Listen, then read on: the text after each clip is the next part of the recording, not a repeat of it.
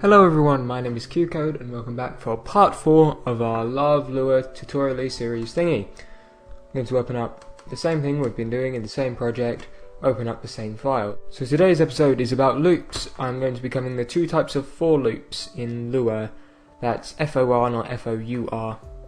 There are other types of loops in Löve, but they're not as commonly used, so I might cover them in a later episode, I might not. These are going to be the two main ones we're using, numeric and generic. So let's start out with numeric. So to start a numeric loop, you write the word for, then you write a variable that is going to represent the number that your loop is counting through. So for me, I'm just going to put x because x is my favourite. You do equals, then you put the number you want the loop to start at, most commonly 1.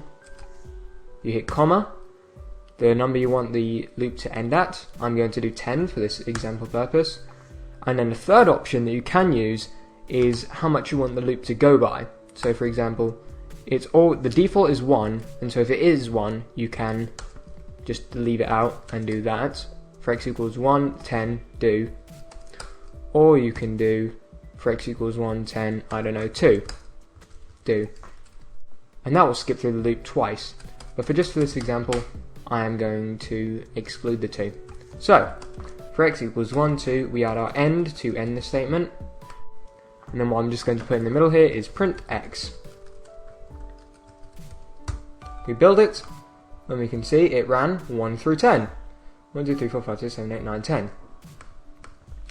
Again, I'm going to use the 2 here.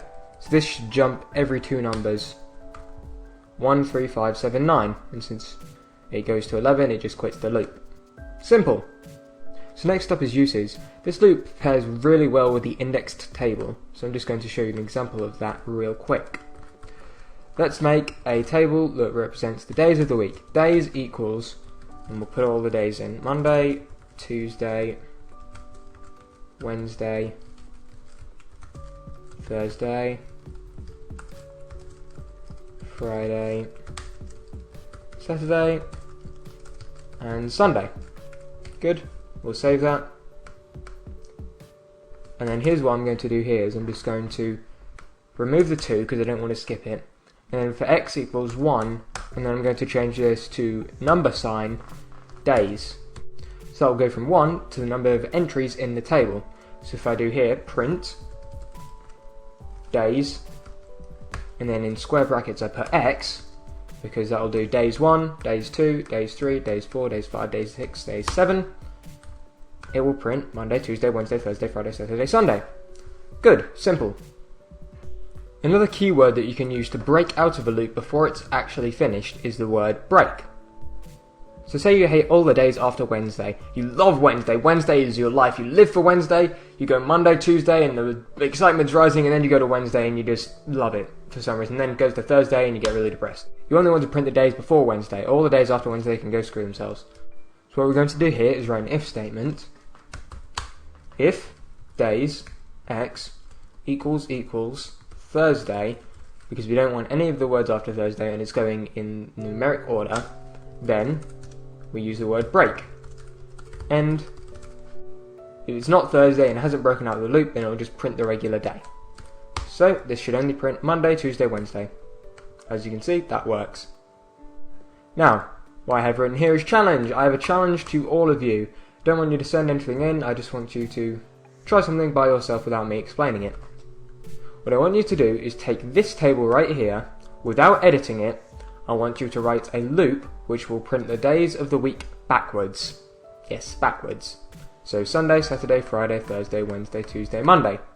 This should only take one loop. So I'm going to start counting down. I recommend you pause the video. When I'm finished with the countdown, I'll write the answer to the problem. Okay, 5, 4, 3, 2, 1. So now there's either 3 situations you've just watched through without pausing. You've attempted it, or you've given up, or you've attempted it and you've actually managed to do it.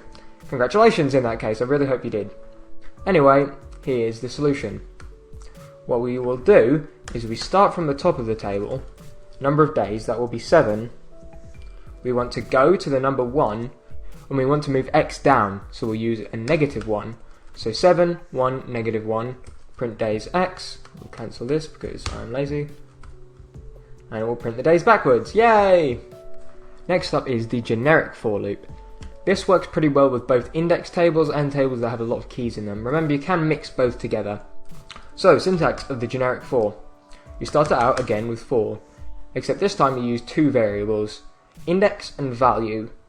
Most people commonly use I and v, but if you're using multiple for loops within one another, it can be completely changed. So for IV, you want to write in pairs, parentheses, and you want to put the table that you want to loop through. The generic for only works with tables. So for my example, I'm going to use the days table. Put that in the parentheses, and then write do. I'll have my end here, and then I'll write inside of the block of code, print I, v. Build that. As you can see, the I is the index, 1, 2, 3, 4, 5, 6, 7, and the value is the value that the index actually holds, which is Monday, Tuesday, Wednesday, Thursday, Friday, Saturday, Sunday. If you want to make this simpler for yourself, you can actually write the entire word index and value, index, value, and it will do the same thing. You can see here I've got it set up with X and Y, even though it's kind of obscure what X and Y is meant to stand for. It still works because you can use any variable. Remember that this will be a local variable, and so if you try to print X and Y outside of it, it will be nil and nil. The same thing goes with the numeric for loop. The generic for loop is very useful when you have tables inside of tables. So I'm going to use an example here. I'm going to have a table full of bullets, and this is going to control all the bullets we have in the game. This is a hypothetical situation for when you're actually programming bullets in a game later. Let's say you have a table. This is all the bullets in the game. So let's say you have a table which has the x coordinates and the y coordinates of a certain bullet. We'll say x equals 20, y equals 30. Then we have another bullet which is at 50 and 70, y equals 70. Then we have another bullet, I don't know, x equals 20, y equals 100. 3 bullets in this table, as you can see, each one has its own values.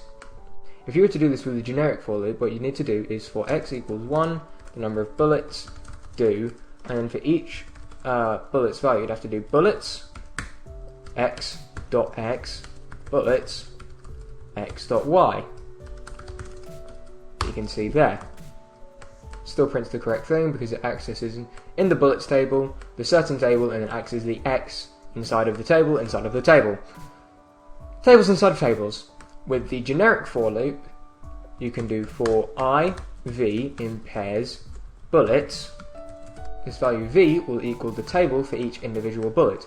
Instead of having to write bullets, square bracket x dot x and bullets square bracket bullet x dot y, you can simply write v dot x and v dot y, and it's a lot simpler.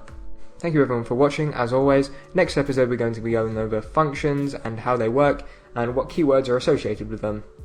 Hope to see you next time. Bye.